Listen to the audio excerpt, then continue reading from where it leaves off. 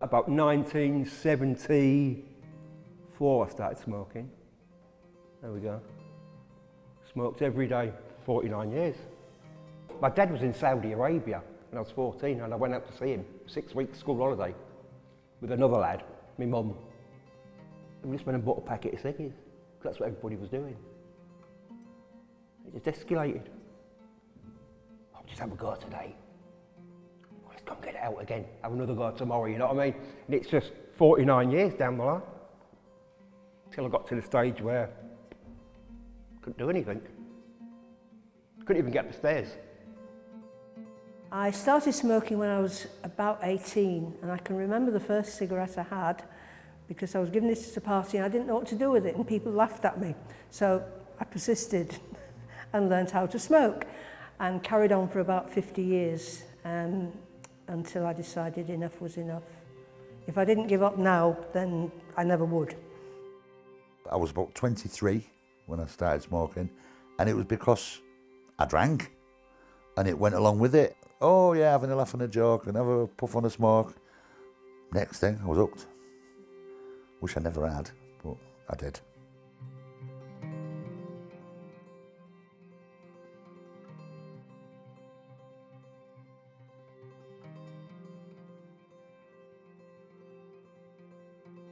Well, I started smoking at the age of 14 and I smoked for 28 years.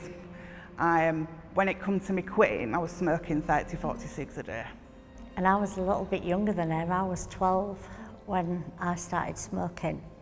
So I've smoked for the majority of my life. Everybody smoked. You could smoke on buses, you could smoke in cinemas, you could smoke at swimming pools. It's crazy to think about it now, but you just did. All my relatives smoked, all my friends smoked. We would share cigarettes around. If somebody didn't have any, then we would, share them around. It was just something that everybody did. And those who didn't smoke were kind of... I think the first packet I ever bought was on a Sunday, walking to the pub. And at the time, I worked 12 hours a day. So you only got certain points in the day where you could have a smoke. But once I'd finished, I was like a normal smoker, I would have said, and it quickly advanced.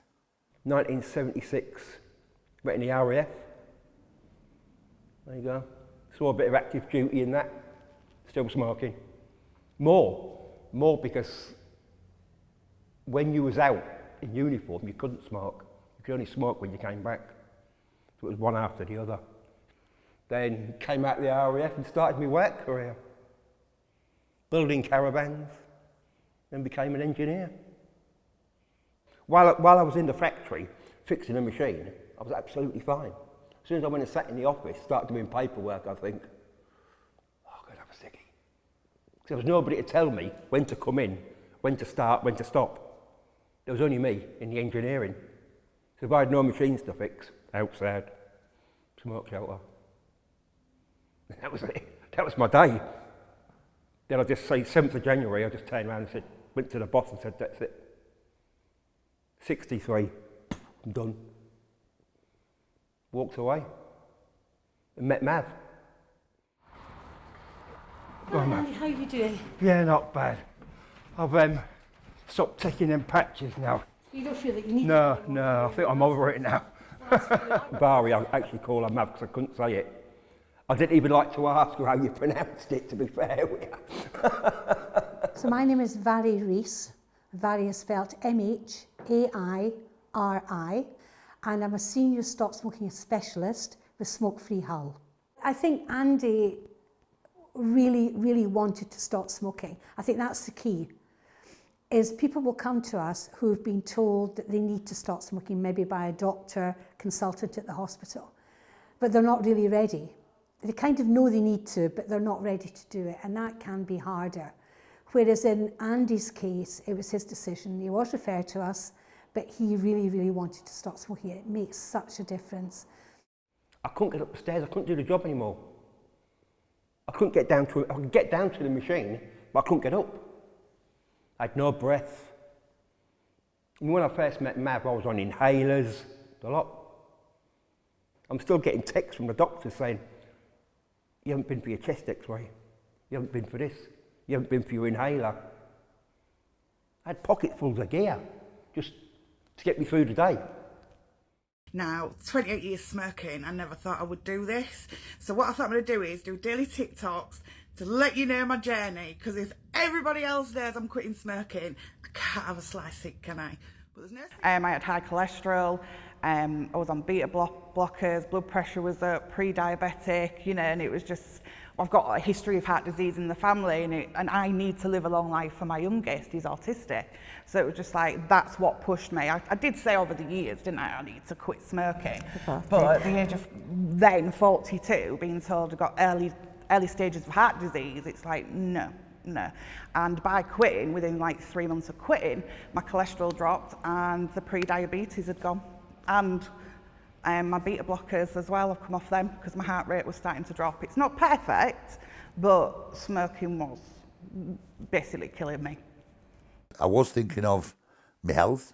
I was thinking of the monetary side and how you wake up in the morning and you've got that, and as every smoker knows, what comes up in that most mornings, different, I know it's not a nice subject, different colours, different varieties, and it's awful, and I had to stop it, There was a financial impact that it had, because every time a budget came out, I said, that's it, if it goes above this amount, I'm going to stop. And it went higher and higher and higher, and I still never stopped. My dad had heart disease and he passed with lung cancer. My mum had vascular dementia. She was a smoker for a long period of time too. And then myself, as I've got older, I developed type 2 diabetes, I'm asthmatic, and it was just like, something's got to give, and I'd rather it was the cigarettes than me. I had a lung check. It was a routine one for people over 65, I think. And it showed no damage done to my lungs, nothing really sinister. And I thought, well, if I've got away with it so far, I'm going to make sure that it stays that way. And they referred me to the Stop Smoking Service. It wasn't the first time I'd been to the Stop Smoking Service, but this time something really clicked, and I had a very supportive advisor, and I got through it. When the doctor gave me the link, I've had it before, and I thought, my first thought is, I've been at it that long, I'm going to fail. I'm going to fail, and I don't like failing. I want to win. And I was sat at the base of the stairs putting them boots on over there, and I thought, I'm going to ring her up. And I rang before I went out the door to set the ball in motion to see what she would say to me. And it went from there. I don't know what made me click to think, this time, I've got to do it, I've got to try. It came out of nowhere, sat putting my boots on. Hello! Hiya. You look so sorry for today. I am indeed.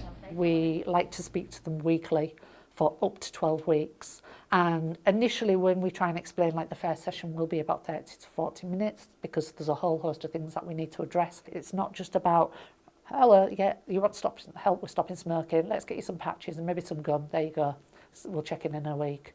It's about peeling back the layers because people have very complex lives. So it's like trying to establish what their reasons are, what's brought them here. Well, you kind of tailor it to the individual. Obviously, some people require perhaps a little bit more encouragement and support.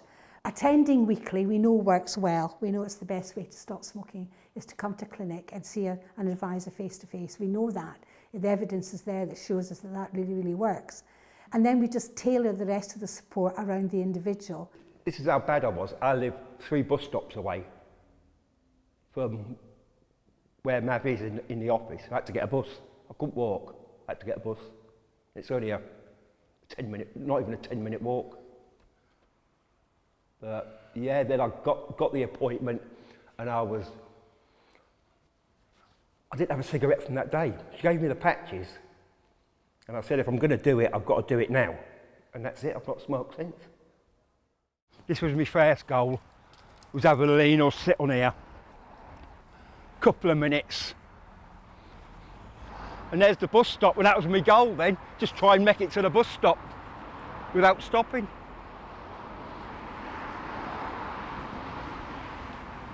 I went to portfolio holder of health and I went, I need help quitting smoking, so she jumped straight on it, and I got the number for the quit smoking clinic, and I got a phone call. He was amazing, this guy, David.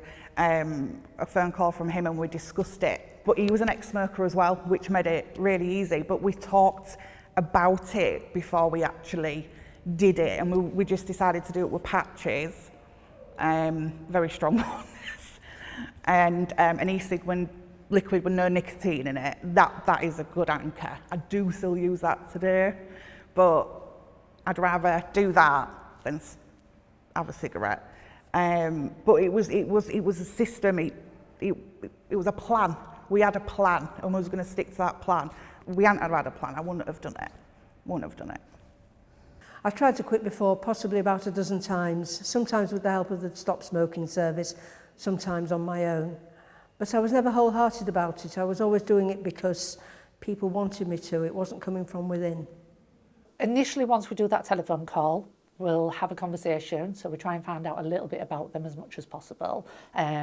Where they've been referred from, whether it's been a self-referral, whether somebody else has suggested that they come here for any kind of like health reasons. Because often when people say, we ask them, what's brought you here today? What's your reason for contacting us? Often people will say things like, well, I want to stop smoking. Why do you want to stop smoking? And they'll say things like health. Well, health for many people can be quite broad or non-specific. So for me personally, it's trying to pinpoint what they mean by that. You know, if that is one of their motivations. So it's, what do you mean by that? Are you concerned about your health? Has anybody suggested that you should stop smoking for any specific reason, like your GP? Have you noticed anything why smoking is impacting on your health? So it's going well then? It is very, yeah. I think I'm pleased with myself. Yeah, good. And that's it, isn't it? You want to feel good. Yeah. And you're achieving your goal here, so that's positive. Really good stuff. First off, I was thinking, well, this is easy, I'm getting on with it, I've got my patch, puff later, I'm off, I'm not going to smoke. And we're in 3 weeks now, like this morning, I got up this morning and thought, oh, I could murder a smoke. So, got my coffee, sat in the garden, got the puff later out. And you're taken away from what you've just been thinking. So then, ran out of coffee, go for coffee, go get some coffee. Then I can't have a smoke because I'm occupying myself doing something else. I stopped once. I had nobody saying, you're doing good. Don't do this, don't do that. You've done really well today. And I did it for about 2 years, believe it or not. It was about 2 years I stopped smoking for. And I went out one night, made the mistake. Go and sit with the lads while they're having a smoke, I'll be all right. Started smoking again. Over Christmas it was. Yeah. Then Mav came along. I think he was keep texting me, you know what I mean? Because I was getting these weird texts. Who the bloody hell's that? And it's like, yeah. But she's there, like she told me she's there. So I need to ring her up. It's trying to get them to think about what could be an obstacle, what could be a barrier. Going to the kettle in the morning, the brain's automatically cued in, ooh, coffee equals cigarette, you know. Going outside, cigarette.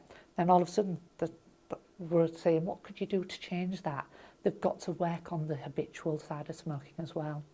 First thing in the morning, I would always light up a cigarette, and I worked in banking, and so it was a marker. So when it was break time, you had a cigarette. Lunchtime, you had a cigarette. When you left, you had a cigarette. And back in the day, back in the early 70s, you could smoke actually in the office, which is quite shocking now. As soon as it was close to the public, out came the ashtrays. Being an addiction, it is habitual. But like if we was going to a meeting, we'd get in the car and light up, wouldn't we, and have a cig in the car on the way to a meeting. And so I think the fact that I banned smoking in the car, but she's still able to have a vape, but we knew we couldn't have a cig in the car when we was going places. So that helped a lot. But with me, it was because I had to go for this asthma test where you have to breathe into tubes through a computer and things, and I couldn't have a cigarette that day. I bought the patches just to take the edge away, and I realised I didn't even want my vape that day, so I just carried on with the patches. And because I spend a lot of time with Maria and she wasn't smoking and I wasn't smoking, we had that backup for each other, didn't we? Yeah. And if it got a bit much and we wanted to snap each other's head off, we did. We did. Let's do your CO reading then, okay? So it's same as normal. We're going to ask you to take a nice deep breath in. When you smoke, you inhale high levels of carbon monoxide. We all breathe it in from the atmosphere. If you just walk down Hezzo Road just now, you'll be breathing in carbon monoxide from the traffic. So it's there. But most people have fairly low levels of carbon monoxide. It's not harmful. The problem with a smoker is that they're inhaling high levels of carbon monoxide straight into their lungs. And it's the carbon monoxide really, out of all the elements of the smoking, is probably the most harmful, because what it does is it clogs up your arteries or can make your blood thick and gluggy, which can clog up your arteries, which of course can cause heart attacks and strokes. So what we do with the carbon monoxide reading is when the client comes on week 1 and you show them their reading as a smoker, it could be quite high. It probably will be quite high, and there's different levels. And then they come back a week or 2 later and they've quit, and of course the levels have dropped down. And it's dramatic. It goes down within 24 to 48 hours of not smoking. So it's a great tool for the clients to actually see. They can see their progress. So we look for a reading between less than 6, and it could maybe be 2 or 3 one week, or you might come back another week and it might be 1 or 2. It will vary, but the lowest you'll get is 1. Yeah. He was desperate to get a 0, but no, it's unlikely. Day 15, going good. Let's get to that 28-day mark, and then I'm no turning back whatsoever. Have a cracking day. Like the first 2 weeks is where we had the really strong nicotine patches on, and then he gradually prescribed them lower and lower, but he was really pleased with me because I did it a lot quicker than other people had done it. And I think because it was my health, that's why I was determined and I did it. But I don't think I would have done it properly without them. I really don't at all. Mab gave me a small inhaler, and I've been a few days without even putting one of the little capsules in. It's just that it was having it in your hand. Going and doing something in the garden and going. And that's all it was. Once I got rid of that, then it was, and the patches, I don't actually know how the patches, they're nicotine based like, and it goes into your system, but I did a couple of days without one. And I can't really say whether it was me being quite strong and thinking, I don't need a cigarette, or they work. I'm still undecided on it, you know what I mean? I don't know. Yeah, I don't know. People will often go to a supermarket and buy a packet of patches, but they may not be strong enough. So we can advise them on the correct product, correct strength of nicotine that you're going to need, and how long to use it for. Because again, people might just use it for a week, think they're doing okay, but of course it's too soon. You've got to use it over a period of time. How have things been? We've not seen you for a couple of weeks, have we? Still going. Had one mishap. Okay. I suppose everybody else had one. Oh, do you want one? And I took it. Okay. So you were offered one by somebody else? Yeah. Okay. Because I'm just going like that. Where's my puffer later? Yeah. Okay. And I'd left it. I had that smoke, that one, well, not even a complete one, and I was devastated to myself because I knew after the fact I didn't need it, and I suppose I didn't really want it.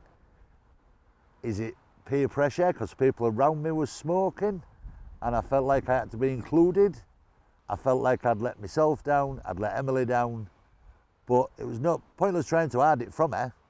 I've got to tell her what I did, because any advice she could have given me on that one is greatly appreciated. If, for instance, somebody has relapsed and they've said, I've smoked 20 cigarettes and I've realised that it is a little bit too difficult.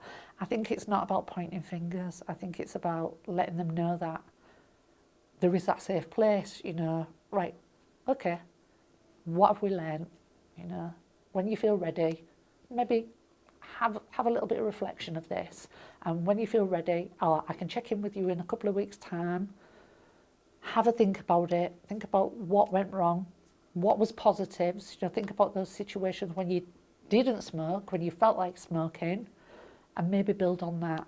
So we're not kind of like pointing fingers and saying, right, that's it now, we're not here to support you. It's about letting people know that they can come back to us at any time, and we're there to offer them that safe place and not be non-judgmental. I'm looking forward at this moment in time, not so much having that in my mouth, because that tells people, but I want to get rid of the patch. That's what I'd like to get. I ain't so much bothered about that because I could probably have nothing in it. I'm hoping I get to the point where there's nothing in it, but I'm still puffing on it. Just so it's there, and just till that point where I've left it. I left it in the car, I left it at home, and that'll be when I don't need it. But even if it comes to the point of nothing in it. So yeah, there's a goal. I was so enthusiastic and I was so determined that it was going to work this time. And I was nearly 70 and I haven't got a lot of time left to embark on the whole process again. I downloaded the Stop Smoking app, which monitored all my health improvements, and it also monitored the money. And for a long time, I was putting the money aside, and I bought myself a holiday. I treated myself to some nice clothes. The money aspect was quite important, but also being able to monitor my health. You know, after 2 years, your risk of a heart attack's reduced and that kind of thing. I like numbers, and it was interesting to follow that. The children were really supportive, and the grandchildren. I used to get little messages from them, little text messages. My eldest grandson is 16, Lloyd. I don't think I know him. Because if I was smoking, I'd go outside. If they were round, I've got 5 grandchildren, if they was all round, I wouldn't smoke in the house. That's not fair on them, is it? They haven't got a choice. So I'd always go outside, and I lost out. 16 years. I've lost out, but now, he was round my house yesterday morning at 7:30, helping me paint the fence out the front of the house. I didn't ask him. And he said he loves it coming round now.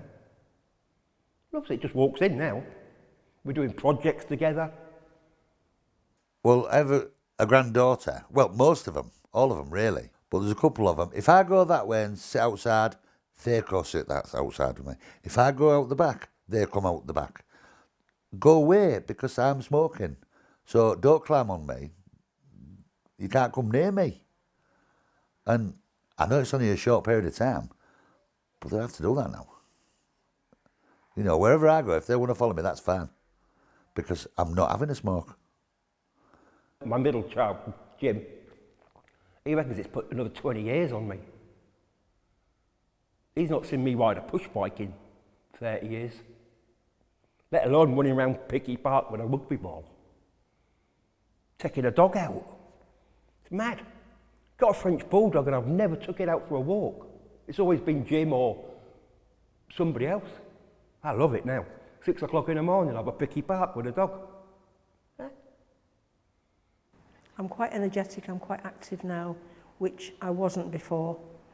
I certainly feel better in myself, not only physically but mentally, because I don't have that drain on me, worrying about if I'm going on a long train journey, when am I going to get a break for a smoke. It does rule your life. I have seen a change in my grandma because it feels like she's able to come out with us like a lot more, and she comes with us to places that she wouldn't before. She smells less. We go out a lot to like parks and stuff together, and we go shopping out in Scarborough and stuff, which we usually never did. I think it's important that people quit smoking because then they can actually spend time with their family instead of being excluded all the time. I'm on day 42 of not smoking a cigarette. There is no turning back, and I doubt for as long as I live I will ever smoke cigarettes again. So the hard work is it's over, I think. It's getting easier now. And even the house, everything, just everything. It's great.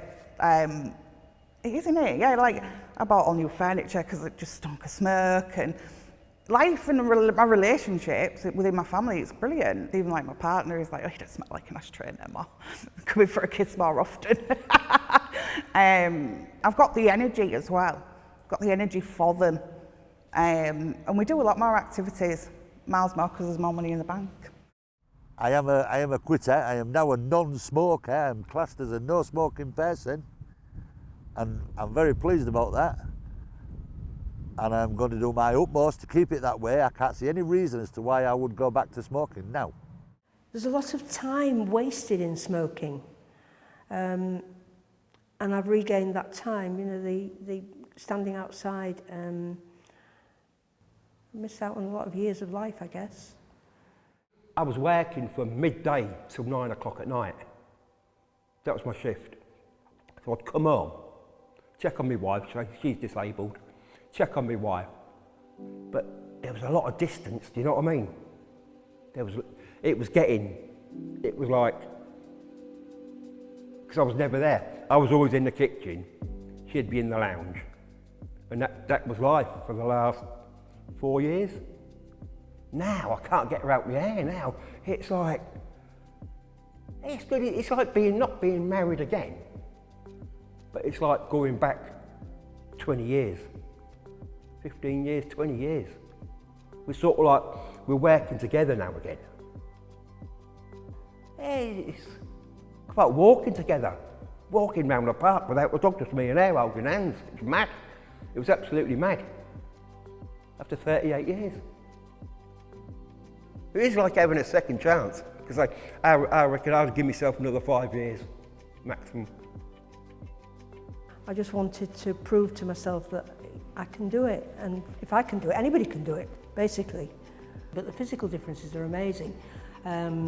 Being able to get up without coughing, being able to walk and talk at the same time was quite a change. Being able to run around. The monetary side of it never really bothered, but it's nice to put my hand in my shorts pocket and I'm not just feeling my leg, I'm feeling extra money, you know, which everybody wants to do, don't they? Tasting food again. That's the biggest thing. It's the biggest thing, that is, tasting food. It didn't matter whether I had a burger, a Sunday roast, it all tasted mundane. But I'm shopping now. I'm getting crazy food now. It's crazy food. No takeaways, stop takeaways. It's just transformational, really, not smoking. And it's such a shame that I didn't do it earlier.